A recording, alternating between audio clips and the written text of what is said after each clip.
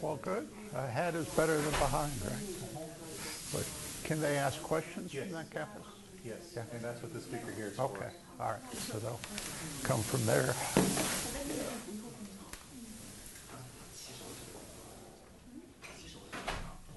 Okay, South Dakota is online. All right. You look like you've done this before. Yeah, once before.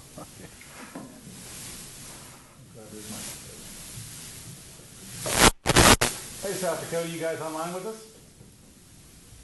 All right, thank you. Yeah, we can see and hear you just fine. Hear that? Very good. Yep, we can. Microphone check, 1, 2, 3. Yep, loud and clear. Okay. Can you guys hear us? Yes, we can. Okay, thank you for responding. Okay, there's your return data. Okay, So you'll be able to see, you can see them, but you'll be able to see where you're at. okay, So, and we're good to go. all right, We'll start at 12:30. all right. Sounds good. About 7 minutes on the get. All right.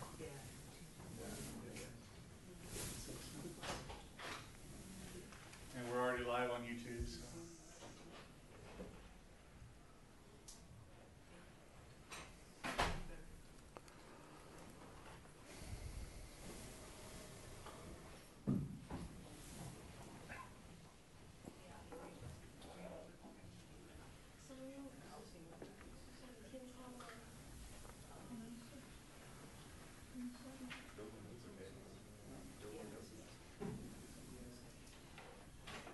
Have any of you guys been actually watching the YouTube video? I will rename them and trim them down so they look a little bit more professional, but I've been so busy. Because I work from like 7 in the morning till 10 at night every day. 6 days a week, 7 days a week, yeah. But I wasn't going to turn down the opportunity to go through this course again. Because I used to work in combustion engineering and I used to build process heaters and stuff like that years ago.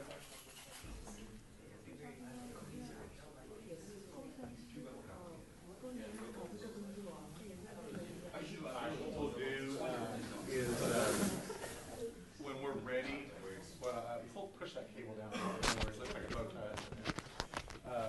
What we'll do is you can address the students, but when you're ready to actually start, Yeah, I have to press record on this. okay, Because this is for archival as well. okay. So, but, So you would, ready to introduce yourself at 12:30. All right. When we find out when everybody's here, all right. we'll go Well, through it about 5 sounds minutes. like if they're not here, they can watch it on YouTube. Oh, yeah. Yeah. Well, it's going live now, and it's also going to YouTube and being recorded. Yeah, cool. So Yeah, it's pretty neat technology. different from my days at school where if you missed it, you missed it. A lot more flexible. Yeah, this one little box right here, this little bitty thing right here, Yeah, allows me to broadcast around the world. really. Yeah, whether I'm connected to the internet here or Wi-Fi. Yeah, it's cool. And I can make my phone a Wi-Fi hotspot, Yeah, and I can connect that to my Yeah. phone, and I can walk around anywhere on campus live wherever I'm walking. it's neat stuff. Yeah, it's pretty neat stuff.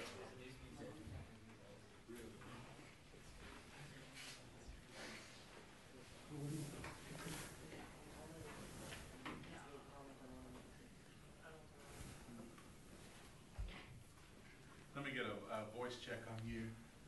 Voice check. Good deal, that's Yep. good. All right. Check 1, 2. If any of our students asked a question on our side, please repeat the question or say one of the students in our classroom Okay. has asked the following question. Okay. You know, repeat the question and then supply the answer. Just to make sure. That Yeah, just so they can, so they can hear. We want Yeah. them to be as included as possible. Okay, will do.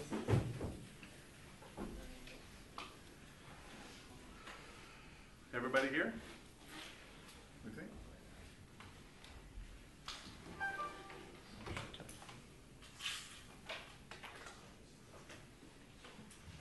Don't think that clock's quite right. Yeah, that clock is a mess. I'm going to disassemble it, I think, and take the glass out of it and give it a spin because it's one of those master clocks that's supposed to Well, do. as they say, it's right twice a day. Yeah, but that one's twice. That one's right twice a day for 1 second because the hand keeps moving. Only I would think of that.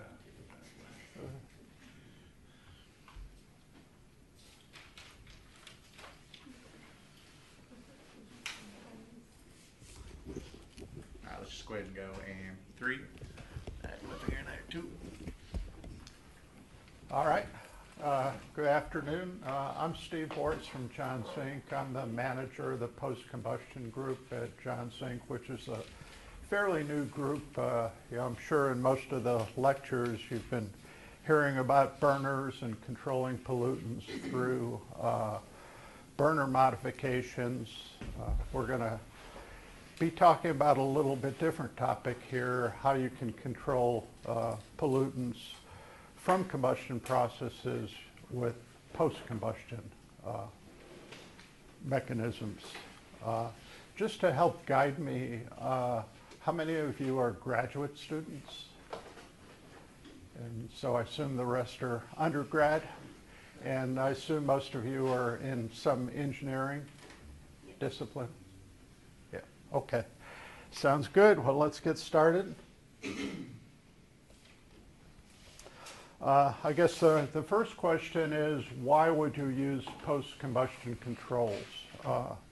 The first reason is when emission requirements are very low, where you can't control them with combustion modifications. I live in the state of California, and there, for instance, on a new boiler, the NOx requirements are currently 2 ppm for industrial boilers, and they've been slowly ratcheting it down. Initially it was 9 ppm, then it was 5 ppm, now it's 2 ppm. And at a 2 ppm NOx level, even with natural gas, your only option is some form of post-combustion NOx control. That's a lower level than can be maintained with burner controls. Another reason that you would use them is when the fuel that you're burning has nitrogen elements. I know that you've already had a lecture about what NOx is, and is that correct? You guys all know what NOx is. It's the sum of NO plus NO2. If your fuel contains nitrogen in it, significant proportion of that nitrogen can get converted to NOx during combustion. Fuels that would fall into that category are coal or oil. When you burn those fuels, you tend to have relatively high NOx emissions, 200, 300 ppm or even higher. For those type fuels in areas of the country or in the world where NOx is controlled, typically you need some form of post-combustion control. And the third reason is if the process itself emits pollutants. A good example would be a nitric acid plant. When you're making nitric acid, it's not unusual to have NOx emissions in the percent level coming out the stack. So in cases like that, your only option for meeting current regulations for NOx, and as we'll see sometimes for CO or hydrocarbons, is some form of post-combustion control. And I forgot to mention, if you guys have questions as I'm talking, feel free to ask them as we go through that, and you can also ask them at the end.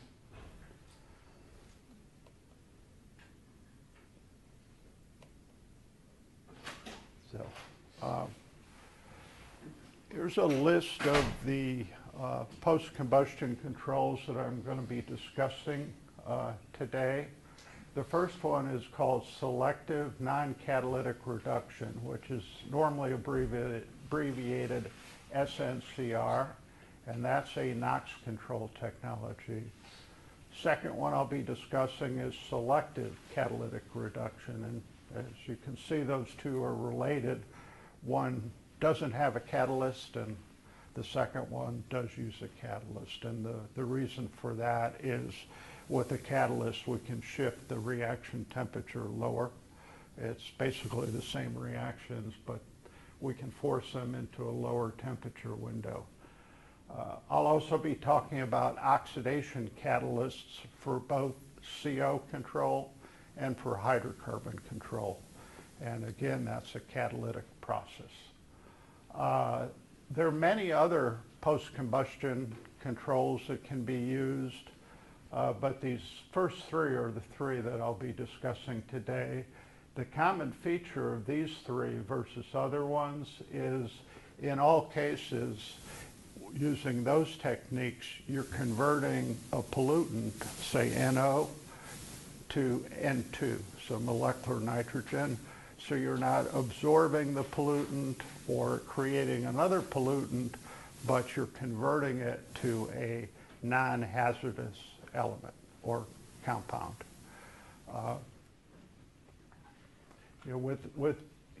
There's many other pollutant, post-combustion pollutant controls.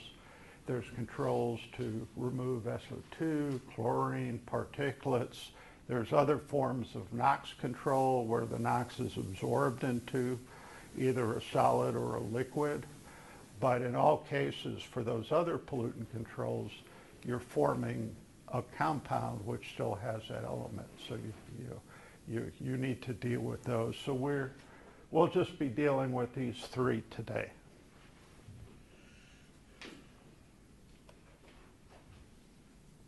This just summarizes those three. First topic will be SNCR, which, if you remember, is selective non-catalytic reduction, and that's reduction of NOx. And this slide summarizes that reaction. I've first put down a global simplified NOx reduction reaction. In reality, there's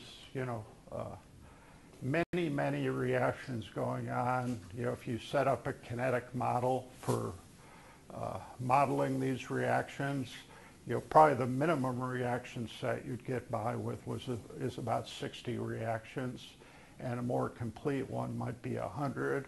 But globally, this is what's happening. And the things I want to point out in this equation is, you'll notice the ratio of ammonia that you inject, which will react with the NO, to the NO is 1:1. So you need 1 molecule of ammonia to react with 1 molecule of nitrogen oxide to form 1 molecule of nitrogen, and then the hydrogen in the ammonia winds up as water.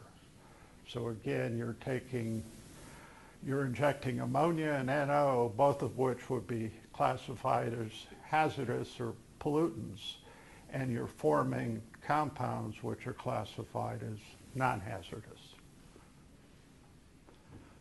In that reaction, you also have competing NOx creation reactions. Basically, the ammonia you're injecting burns. So at the temperatures that you need to be at for this reaction to happen without a catalyst, you can also be oxidizing some of the ammonia to NO. And as we'll see, that limits how low in NO emissions you can go with this technique. At a certain NO level, then these reactions tend to come into equilibrium with the NOx reduction reactions.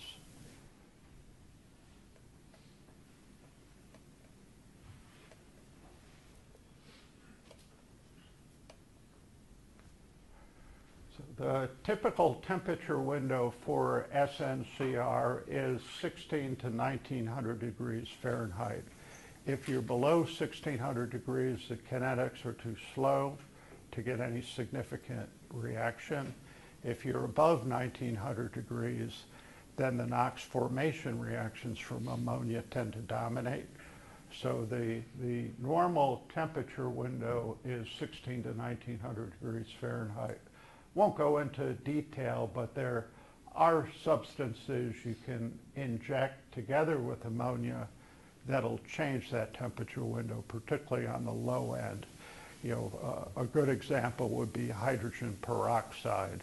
If you inject hydrogen peroxide together with the ammonia, that may shift that temperature window down to, say, 1450, 1500 degrees Fahrenheit. So there are known ways of modifying that temperature window a little. Your Detox agents are some form of ammonia. It can be ammonia directly. It can be urea. Urea is NH2 taken 2 times with a CO molecule attached to it. So it's basically an NH2 compound. So really any compound that contains NH2 is an effective Detox compound for this reaction.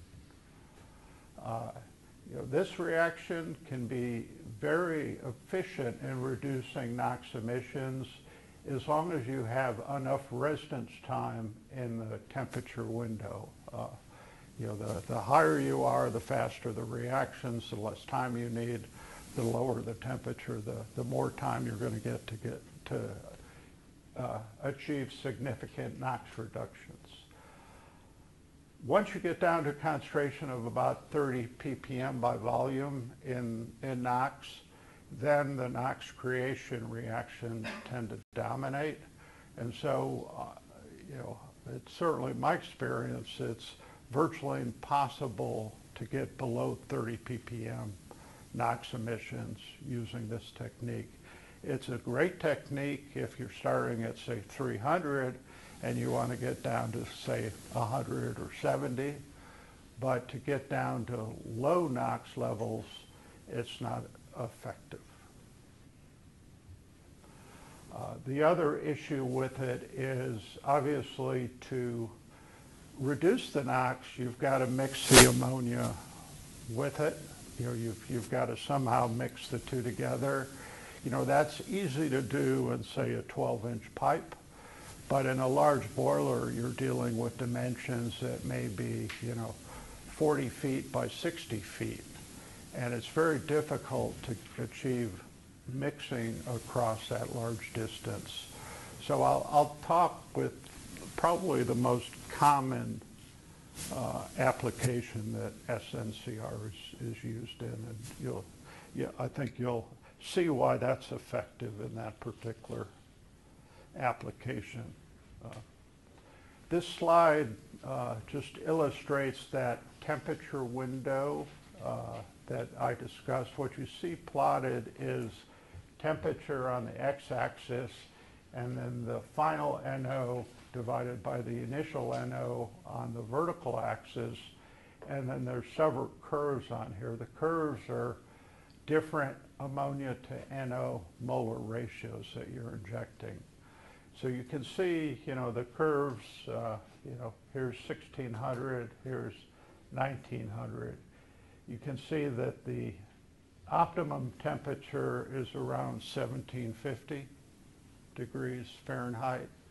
If you're injecting at a molar ratio of 0.3, you can achieve 30% reduction at the optimum temperature. If you inject at 0.5, you can also get 50% reduction. However, as you start to get lower and lower in NOx, it's not shown on here, but in this case, the initial NO was 300 ppm. So 30 ppm would be 90% removal. You can see here, even though you're over-injecting ammonia, you can't get more than 90% reduction. That's the magic 30 ppm. So if you started at 100 ppm, these curves would all shift up. Then your maximum reduction you would get would be, say, 70 ppm.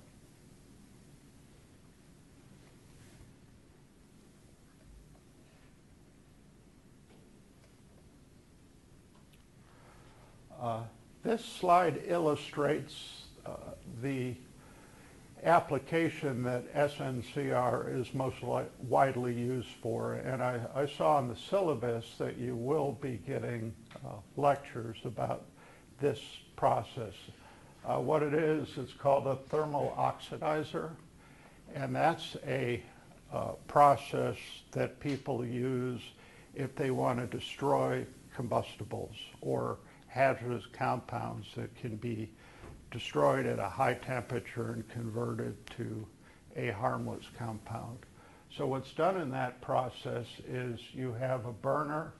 You normally have a fairly large furnace that's refractory lined, and normally that destruction of those elements occurs at a temperature of between 16 and 1800 degrees Fahrenheit. And you know, that's pretty much the temperature that we want for SNCR as well.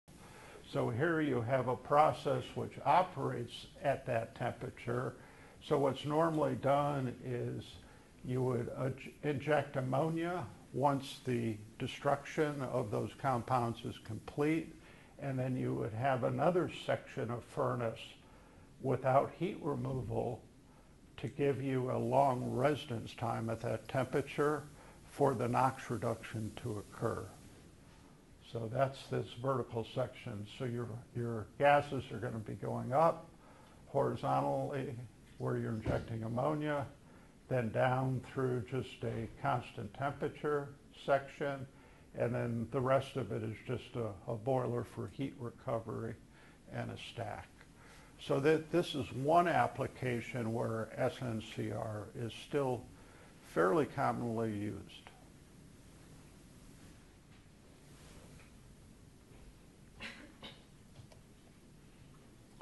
I'd like to now switch gears and talk about SCR. And if you remember, SCR stands for Selective Catalytic Reduction.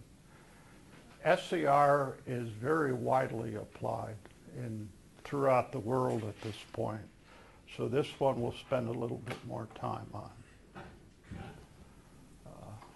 We already talked about what it stands for.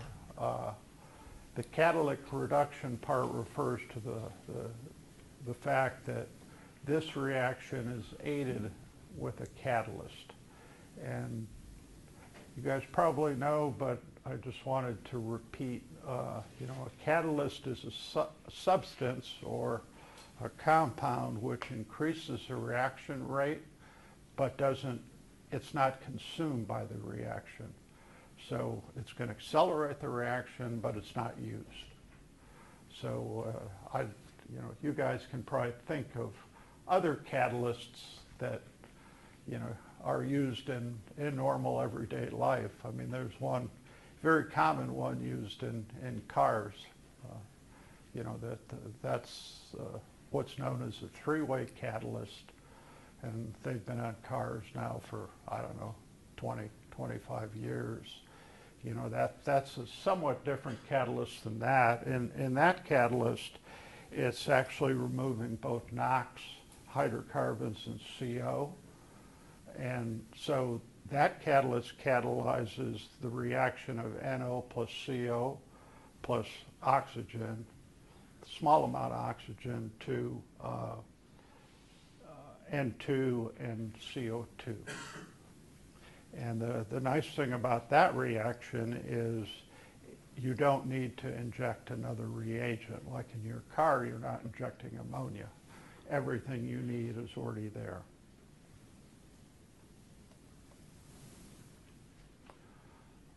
As I mentioned, you know, SCR is now used in many, many applications throughout the world. It's used on large boilers, it's used on gas turbines, it's used on oil heaters and refineries. You know, pretty much anywhere where there's very stringent NOx requirements. You know, for example, in California, NOx requirements for new boilers of any significant size, and heaters as well, and turbines. In fact, for all of those, the NOx requirements are now 2 parts per million. So for any new combustion application in California of any significant size, there's going to be an Scr installation on that furnace.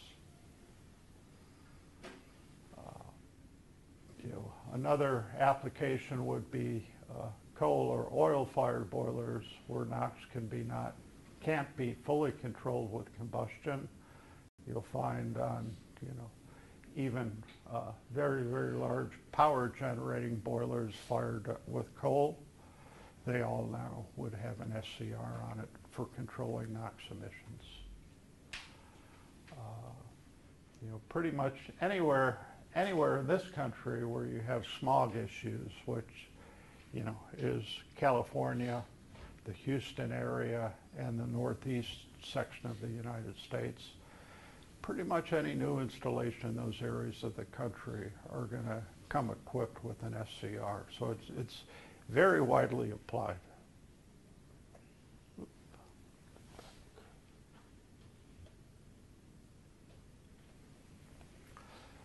So the reason that it's widely applied is using a catalyst, you can lower the Nox reduction reaction down to a temperature range of 400 to 800 degrees Fahrenheit. And that's the normal exit temperature for most furnaces. Most boiler exits, the flue gas exits, between 400 and 800. That's true of heaters. For gas turbines, it's higher than that, but typically they have a waste heat boiler together with that gas turbine, so that reduces the temperature enough to use the catalyst. Very similar to SNCR, you need to inject ammonia, and you need to inject it so that it's very uniformly distributed. You can attain predictable, guaranteed NOx emissions down to 2 ppm as long as you have the right temperature, you're careful to distribute the ammonia with the NOx uniformly. It's relatively straightforward to reduce NOx emissions down to 2 ppm.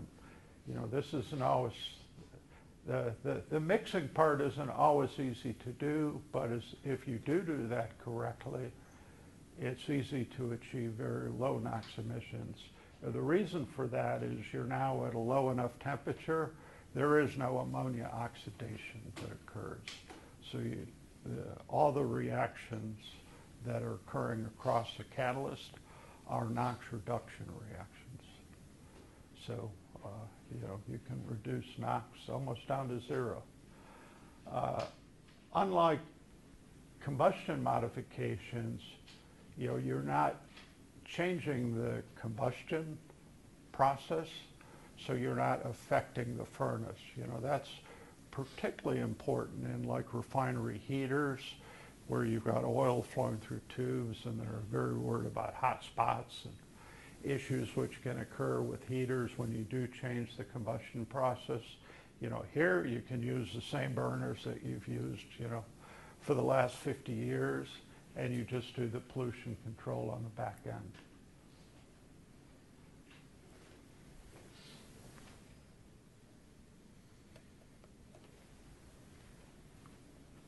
Here's the most common Nox reduction reactions.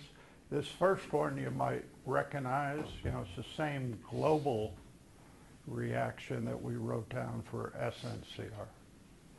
So what the catalyst is doing, it's just lowering the temperature window for that reaction. There's some other known reactions which occur if you have NO2 instead of NO. There is a known reaction of 2 NO2 plus 4 ammonia.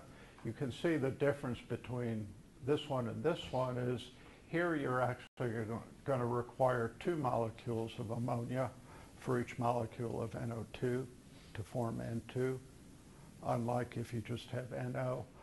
There is also this reaction, and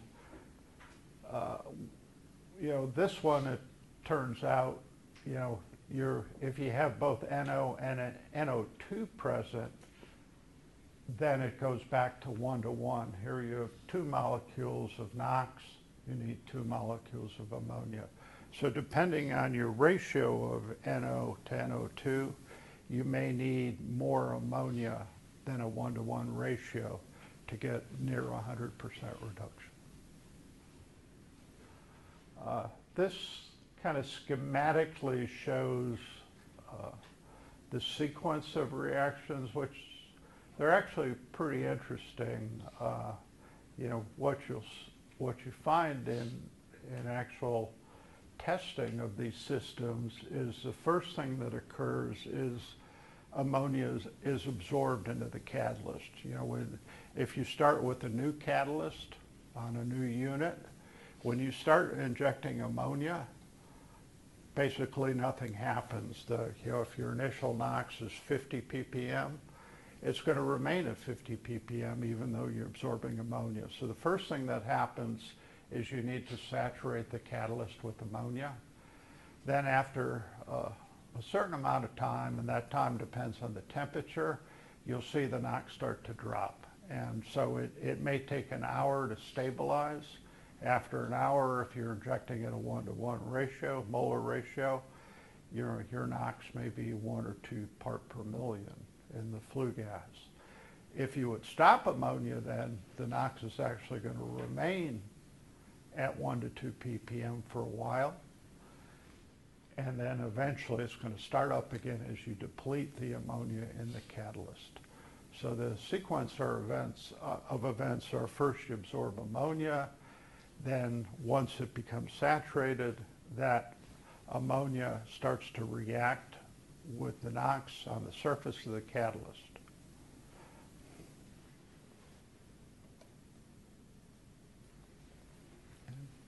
This is a typical diagram of the SCR process. You know, here's your boiler flue gas coming through this duct, and then you're going through a reactor. Somewhere you're going to have a tank of ammonia. That can be gaseous ammonia, ammonia dissolved in water. It can be urea. Basically, some form of ammonia is stored somewhere in a tank. Depending on the form of ammonia that you're starting with and ambient and temperature conditions, you would have a ammonia evaporator. That's particularly true if the ammonia is dissolved in water. In that case, what you do is, you know, in all cases you would have dilution air because the flow rate of ammonia is so small relative to the flow rate of flue gas. You need more volume of something to mix, to create enough pressure drop to get distribution and enough momentum to mix. So in all cases you've got some form of dilution air. If this is liquid ammonia dissolved in water, what you do is you heat this dilution air and then you spray as a liquid the ammonia solution into that hot air. It's evaporated, and then that mixture of ammonia and water and air are mixed with the flue gas. You typically would have, this shows typical control system for controlling the ammonia. Normally the way that the ammonia is controlled, you have a feed forward signal which is related to some parameter that is proportional to your flue gas flow rate. In many cases, what you do is you just use the fuel flow rate. So you've got something that's proportional to the flow rate of your flue gases, and then you just proportion the ammonia to that rate. So basically, you know, if we're talking about a boiler, if the steam output of the boiler doubles, then you would double your ammonia flow rate.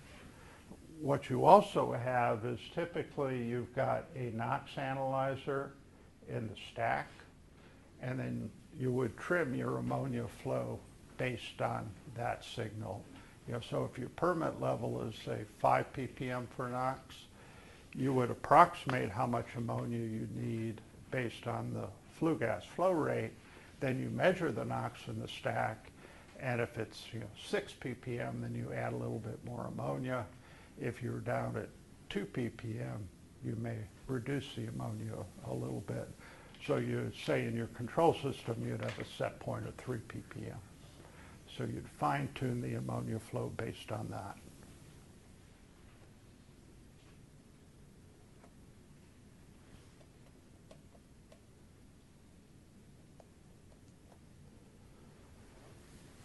So typically the Scr catalyst is a mixture of vanadium, titanium, and tungsten.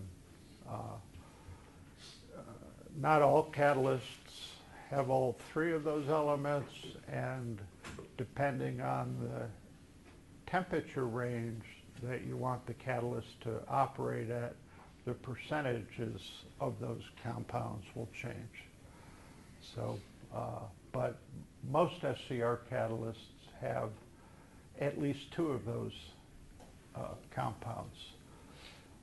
All these, one drawback of Scr installations is the catalyst is susceptible to poisons and deactivations. So I've listed some of the known poisons. Sodium is something you don't want in your flue gas, potassium, arsenic, chromium. Those are all known poisons. So basically what the poison will do is it's going to deactivate the catalyst. So over time, you're no longer going to be able to achieve the NOx reduction that you need.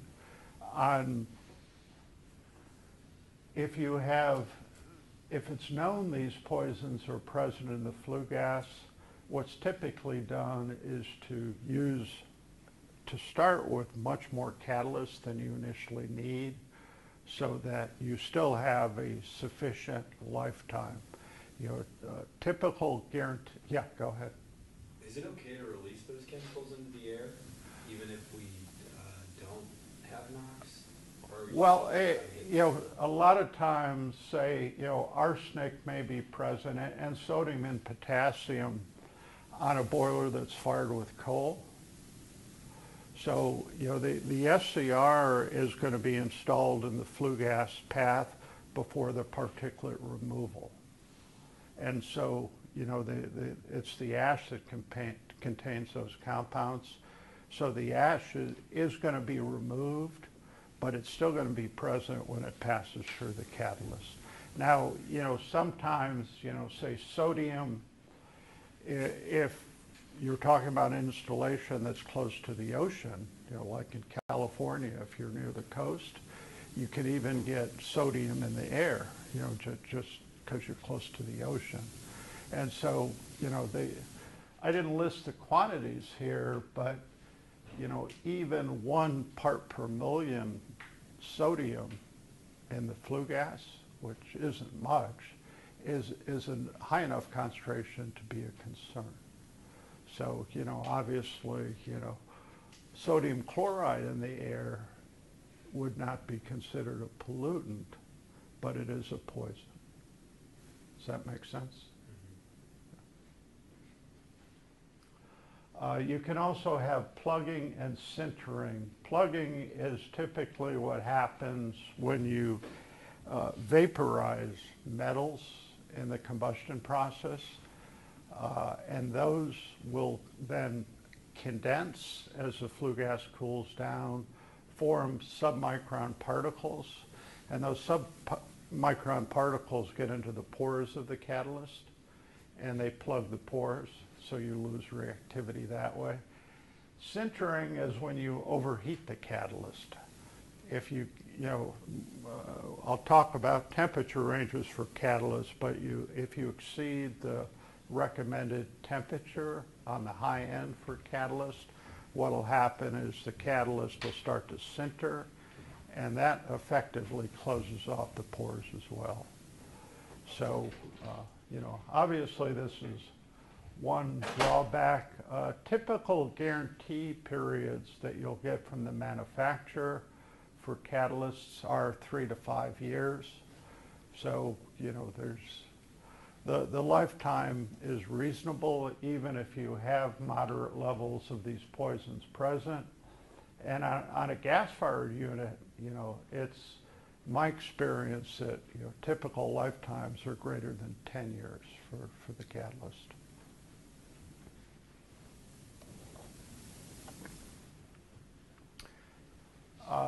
Different catalysts have different activities at different temperatures, and this slide shows 3 of them. The yellow is what would be called a low temperature catalyst. So that goes from 400 to a maximum of 800 degrees. You can see once you get above about 650, the activity is relatively constant, but it remains relatively high down to 400 degrees. The blue curve is a medium temperature catalyst. That would typically be designed for use between 600 and 900 degrees. And then the red is a high temperature catalyst, which goes up to 1100 degrees. So, normally the way catalysts are selected is you'll pick the one that has the highest activity in the temperature range that you need to operate at. But you need to be careful, if you take this low temperature catalyst and expose it to 900 degrees, it's going to sinter, and basically you're going to pretty quickly destroy it.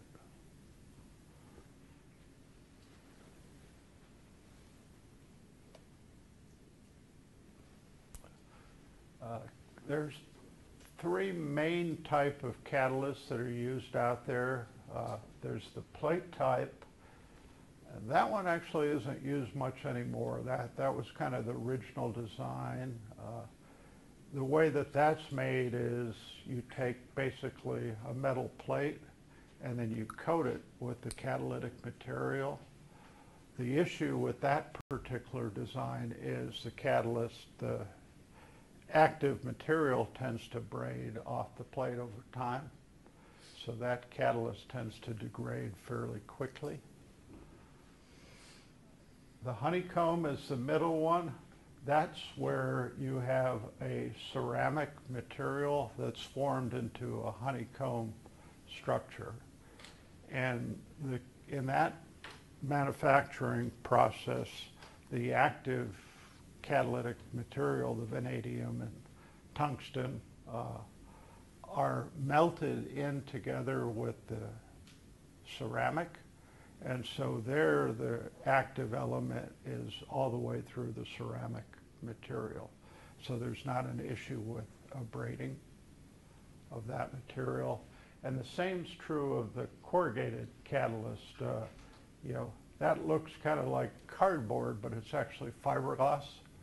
So what they do is they take fiberglass, and again, that's melted. The active catalyst elements are melted together with the fiberglass, and then it's expanded into the structure, very similar to, I guess, cardboard manufacturing.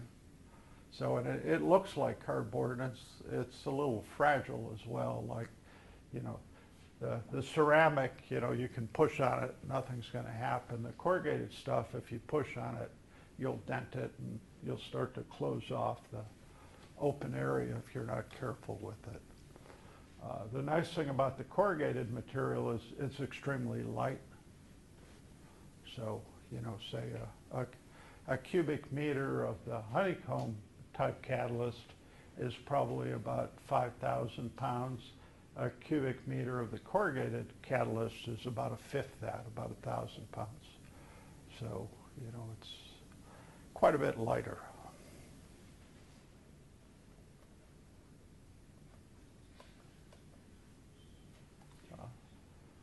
This just shows how the catalyst is formed into what are called modules. You see the square like here. Each of those is what's called a catalyst cassette. And so when you buy the catalyst, it comes in these cassettes. So This is corrugated catalyst, and around the corrugated part of the catalyst it's protected by a steel shell, fairly thin sheet metal. Yeah. When you buy the catalyst, depending on the size of your reactor, the catalyst vendor will package it into a larger assembly. You see these small little pieces here. Those are test modules. So these are made so, say, each year in a shutdown, you can remove one of those, replace it with a new piece, and then you can send that out for testing. So particularly on larger installations, that gives them a way to track the activity so you can predict when you are going to need to replace the catalyst.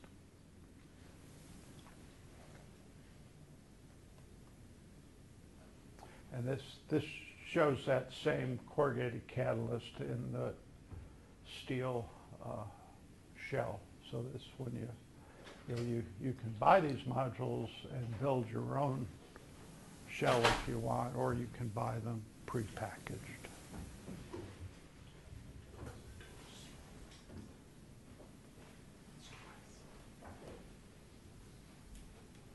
I'd like to talk now about reagents.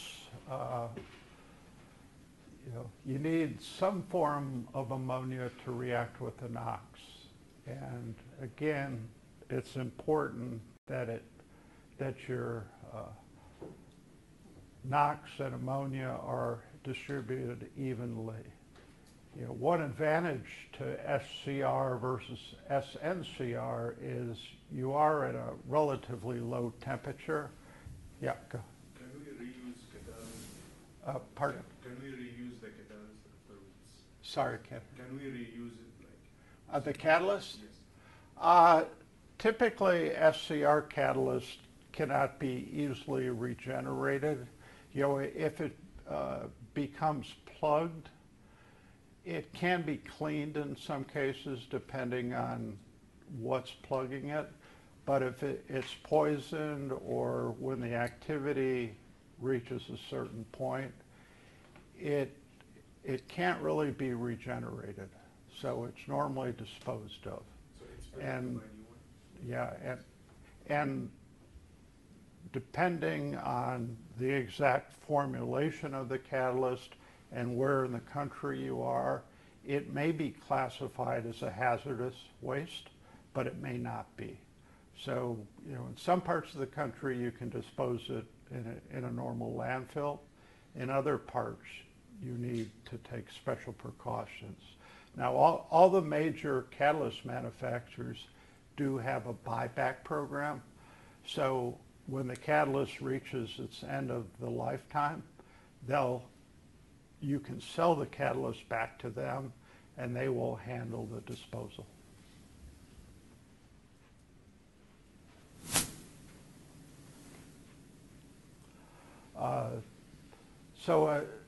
One advantage of SCR versus SNCR is you're at a much lower temperature. If you're, say, 600 or 700 degrees Fahrenheit, you can use, say, stainless steel tubing without any issue at all at those temperatures. And so you can build a very fine injection grid into the ductwork to achieve uniform distribution. With SNCR, that's not really true. Then you're 16, 17, 1800 degrees Fahrenheit, and it's difficult to find a metal that will survive long term at those temperatures. So typically with SNCR, you're injecting from the walls of the boiler or the furnace.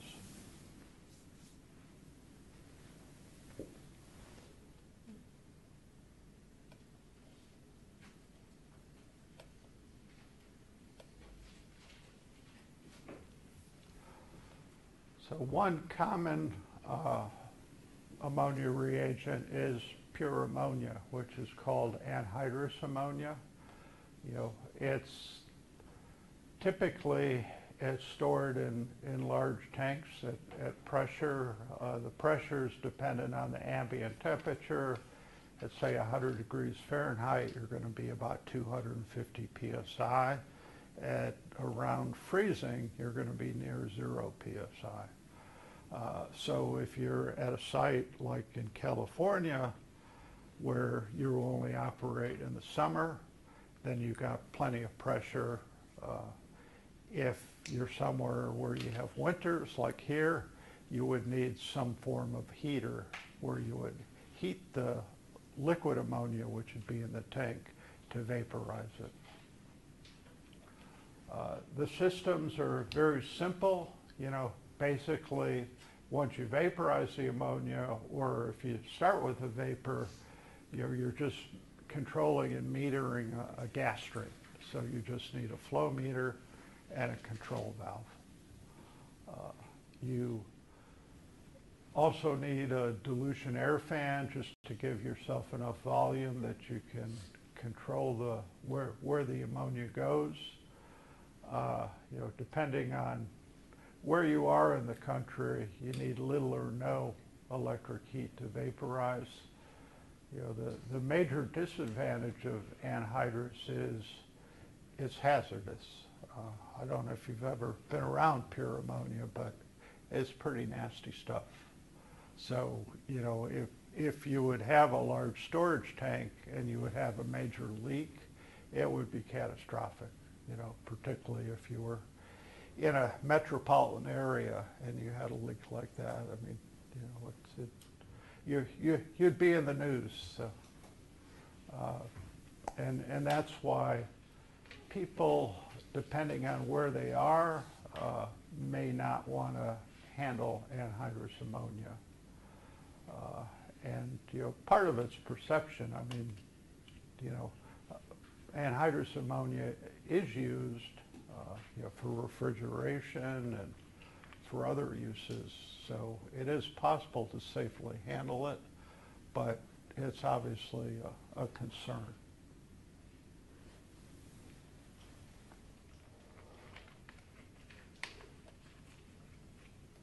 And this slide just shows a typical anhydrous ammonia skid. So you usually have two small blowers for the dilution air, which only one would be operating at any given time. You've got some form of flow meter, which is here, and then a control valve, a few pressure transmitters and gauges, and that's all that you really need to meter the flow of ammonia.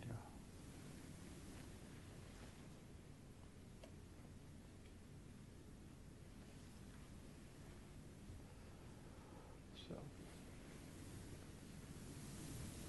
this one's out of order. This one. Okay, I just missed one. The most common form of ammonia that's used in industry is aqueous ammonia, and that's where you take anhydrous ammonia and you dissolve it into water. You know, Windex is a real common form of that, except Windex is probably only a couple tenths of a percent ammonia, while here we're talking about 19%.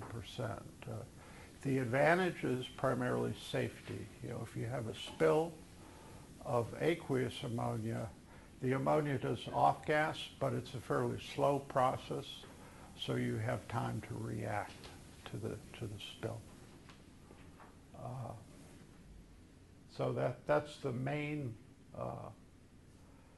advantage is really safety and perception. The disadvantage is you now have to vaporize all that water. So it takes a fair amount of energy. You know, on a big unit, it could take megawatts of electrical energy to vaporize the amount of water that you're injecting. And the skid's quite a bit more expensive. You know, now you're handling a liquid. You need to heat the air to give you the energy to vaporize. And then you need to spray the liquid into a tank that has the hot air. You need to do that in such a way that you don't spray on the walls. So it just is much more complex and much more expensive to build the skids. But it is the most common form.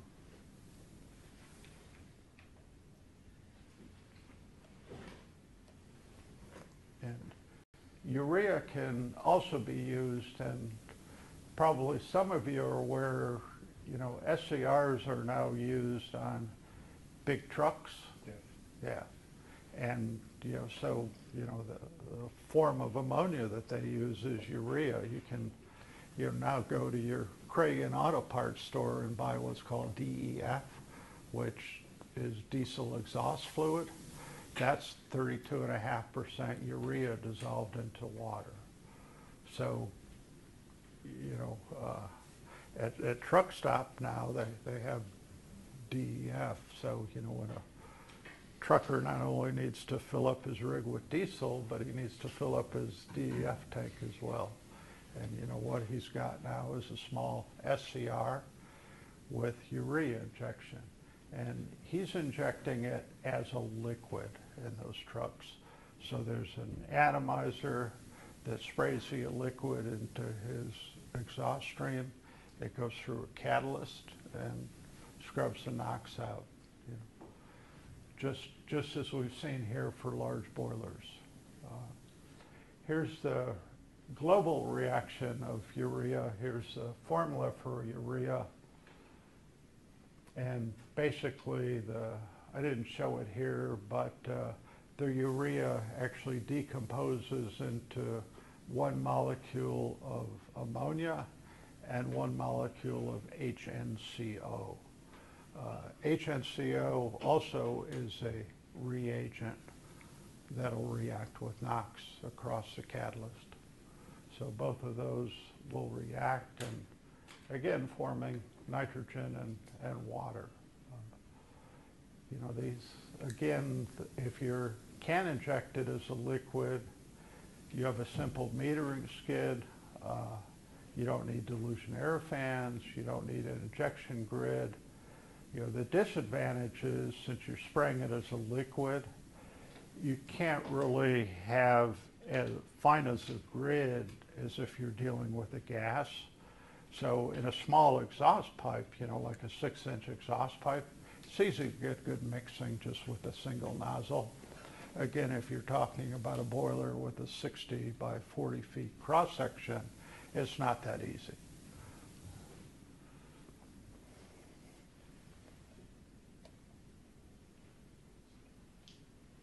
You can also vaporize urea, and it's called vaporization here. It's actually a little more complicated than that. You're actually taking the urea and you're forming ammonia. So that's a process that occurs at pressure and a relatively high temperature. So if you want to convert the urea to ammonia before you inject it, you're going to have a little, you know, little chemistry set there that's, you know, basically you're going to have a reactor operating at, say, 150 psi and a temperature of 600-700 degrees. At that temperature and pressure, then the urea does convert to ammonia. And at, you know, at that point, it's going to be the same as an aqueous solution. You know, you're going to have a mixture of dilution air, ammonia, and water that you're going to send to your injection grid.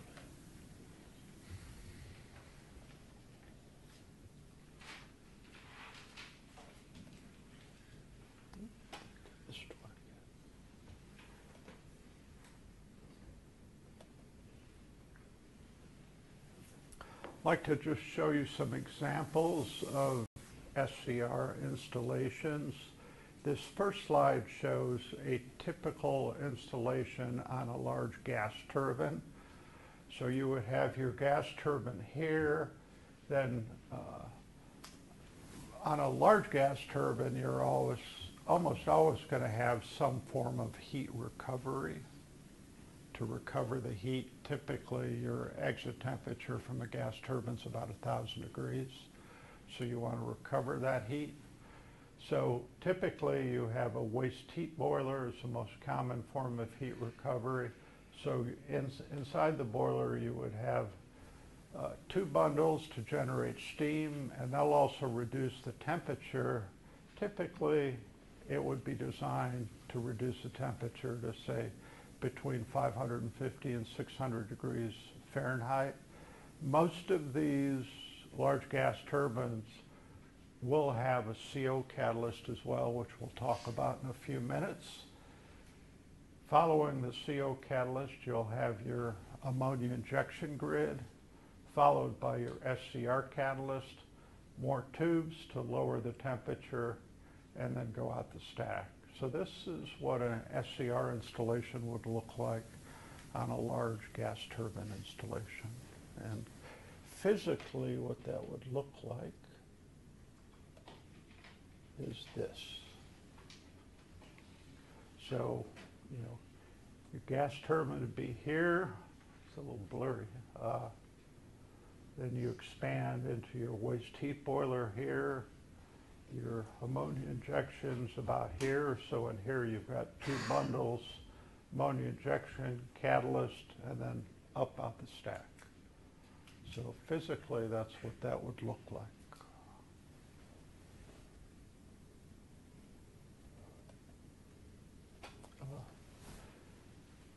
This is what an Scr installation would typically look like on a small package boiler. This particular boiler is about 75,000 pounds an hour steam. So here's the steam drum, here's the boiler exit here. This is your ammonia injection grid, would be right here. So you have injectors here.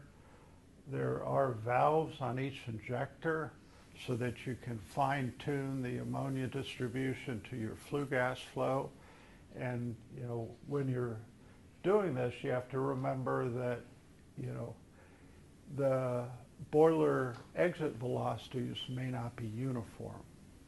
So, you know, if you have an area where the velocity is higher, you're going to have more NOx there. The concentration will be the same everywhere, but you'll have more mass flow of NOx just because you have more mass flow of flue gas right there. Your velocity is higher. So you need some way of either making the velocity uniform so that you do have even distribution of NOx, or you can adjust your ammonia flow to match the mass flow of NOx coming out of the boiler. And so that's what this scheme does, is we just say, you know, the velocity distribution is what the velocity distribution is, and then we adjust the ammonia flow to match that. And the way that that's done is we install a measurement grid up above the catalyst, and so that's a two-dimensional grid, you know, both into the duct and across the duct.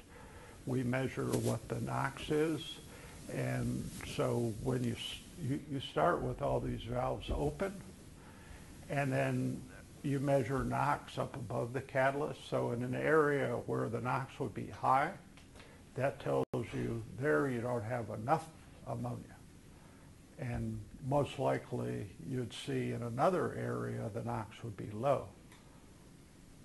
That tells you you've got more ammonia there. So then from that measured distribution, you can start to adjust your ammonia injection grid till you achieve uniform NOx at the exit.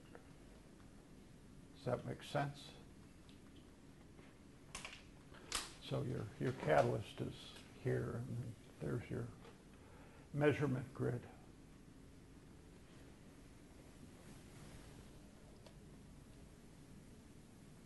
This isn't very clear, but this shows another version of a gas turbine. So here's your gas turbine here. This is a small gas turbine where instead of the catalyst being inside the boiler, the catalyst is after the boiler. So here you exit the gas turbine at about 1,000 degrees. You have your ammonia injection grid just before the waste heat boiler. That gives you the maximum mixing distance before you reach the catalyst. Then you've got a reactor here that contains the catalyst, then a economizer and out the stack. So this is another common configuration for an SCR.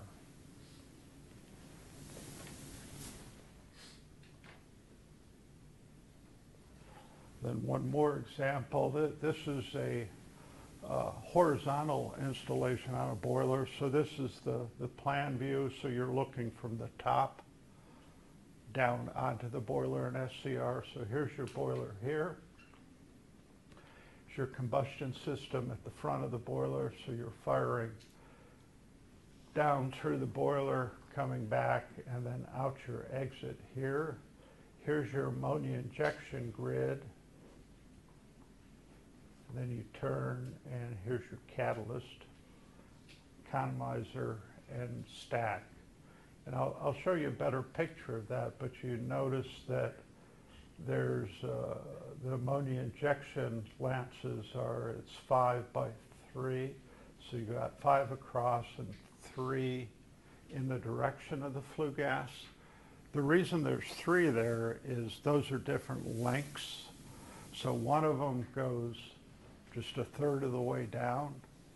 The next one just has injection holes in the middle part of the duct, and then the final one just has holes near the bottom of the duct.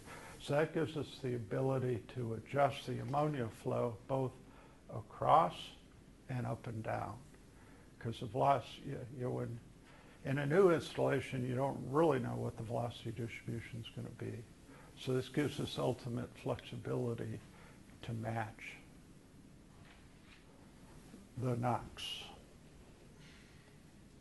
And then this is a photo of the same installation. So the catalyst is here. Actually here, this is the economizer, here's the catalyst. And this particular boiler did use anhydrous. So that's a 2,000 gallon anhydrous tank. This is out in the middle of nowhere, so they could get by with anhydrous.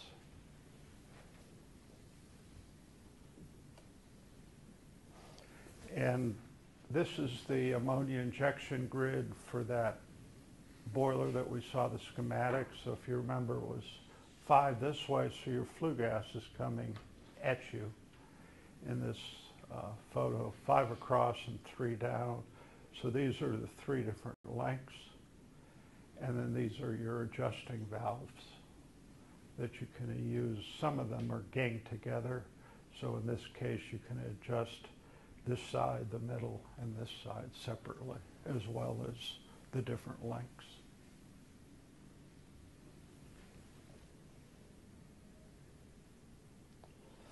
This shows the catalyst inside this boiler. So in this case, we actually bought separate cassettes, and they were stacked and sealed in place inside the ductwork.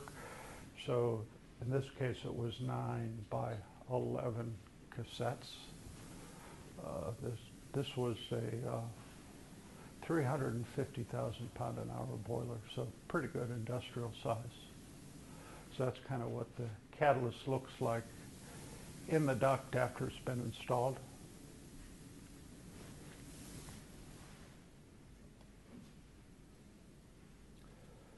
Final subject, any questions on SCRs? Final subject will be oxidation catalysts.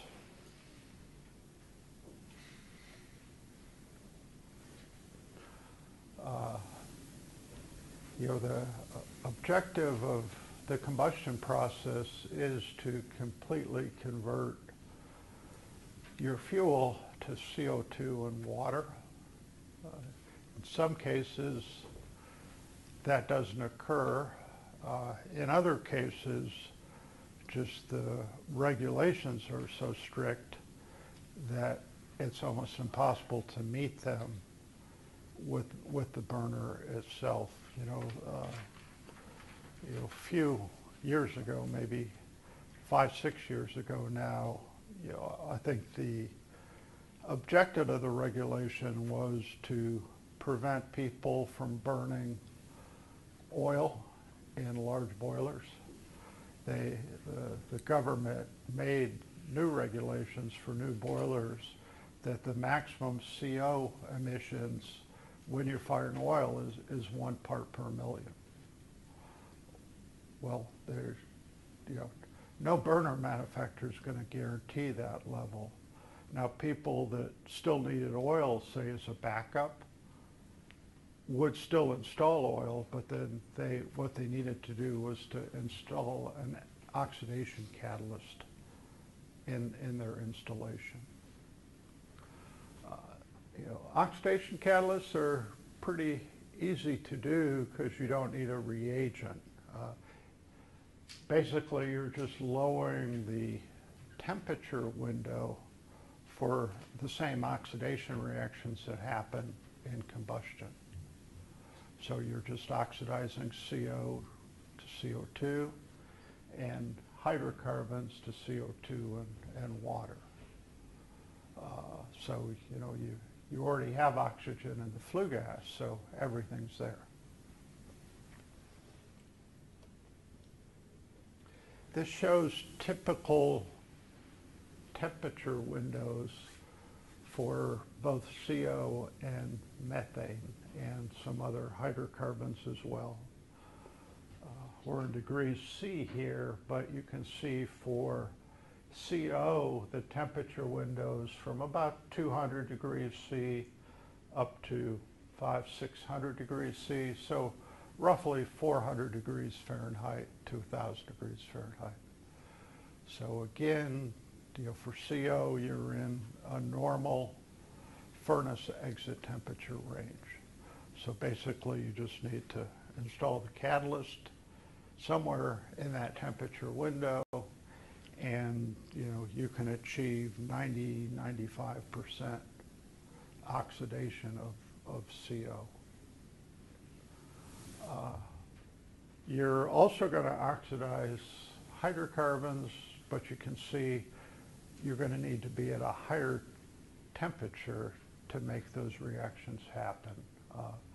Methane's actually the worst of the three shown. There you're going to have to be somewhere close to 800 degrees Fahrenheit to get significant reactions. The higher the hydrocarbon, the lower the temperature is. So for butane or propane, it's not quite as bad as methane.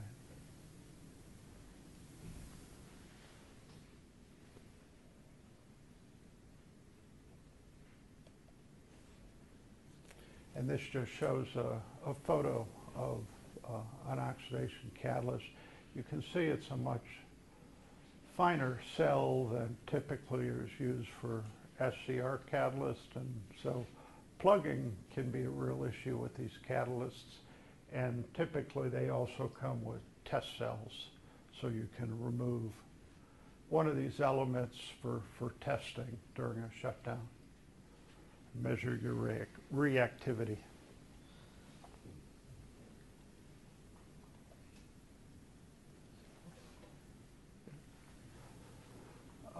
Just got a few minutes left here. Wanted to talk a little bit about mixing for both SCR and SCR design.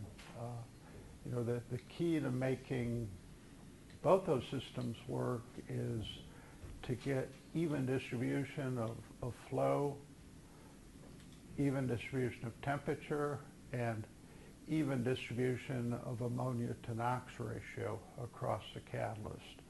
One tool that's very powerful for doing these system designs is CFD. And just wanted to show a couple of examples. Here's actually, this is for a waste heat boiler. And here, CFD is being used to look at the concentration of ammonia in the flue gas stream. So here's your injectors. Flue gas coming into it like this, and by the different colors you can see what your concentration is. And you can see, you know, when you get, say, 8 foot or so downstream of that injection grid, so I would say here probably are going to need some type of mixing device to improve the mixing there, just looking at it.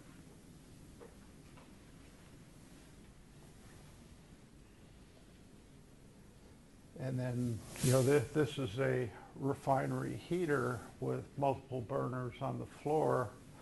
CFD, again, is a good tool for looking at temperature distribution. If there were an SCR in this unit, it would be up here in the convective section.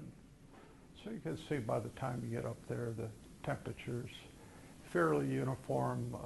Would need a little bit more detail to show if it's good enough in this case.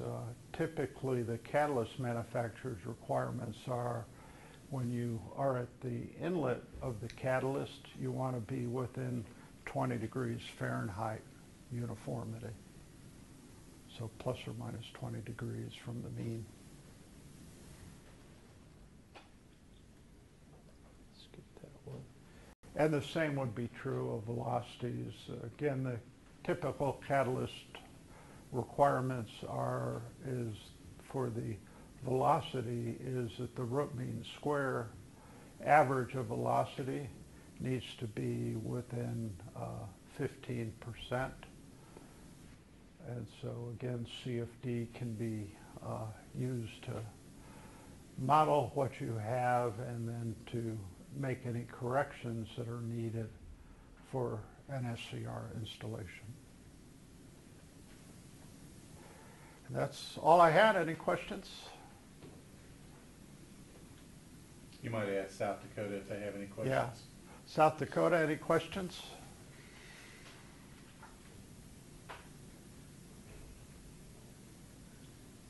Oh, Good. All right. Thank you.